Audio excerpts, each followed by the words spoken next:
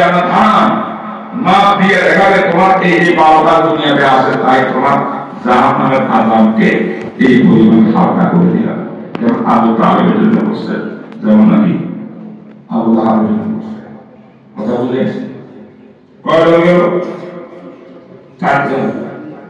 একদল কাফের হিসাব ঠিক আছে বিনা হিসাবে চিরস্থায়ী জাহান্নামে, আর একদল কাফের তাও জাহান্নাম, তবে আযাব একটু কি হবে? হালকা হবে। মুমিনের একদল বিনা হিসাবে জান্নাত, মুমিনের আর একদল মাহফুজ হবে। এই হলো নাজাউল মাওয়াজিনের পৃষ্ঠা লিয়াউমিল কিয়ামতের ব্যাখ্যা। বুঝলাম?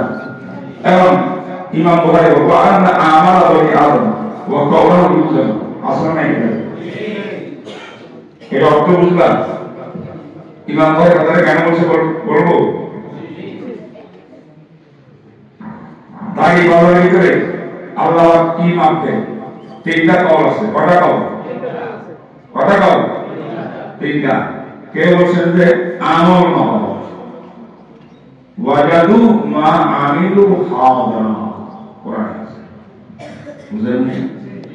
আরেকটা হলো আমল যে খাতার রেজিস্ট্রিতে লেখা ছিল, খাতা মাপা হলো সাহারে আমল সোহরে আমল, এটা মাপা হলো আমল।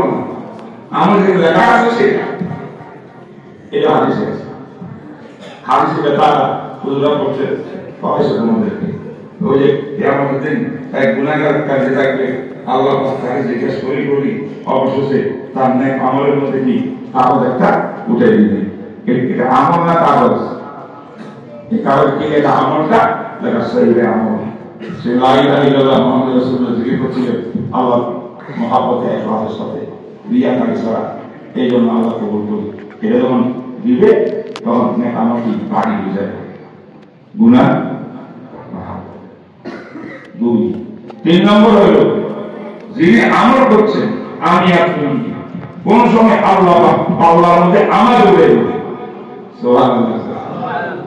এই পক্ষে হাদিস একজন রাসূল বলেছেন সাহাবায়ে কেরামের সঙ্গে তালিম করতেছে, হঠাৎ করে আব্দুল্লাহ ইবনে মাসউদ আসছে। আহা বাহার বলুন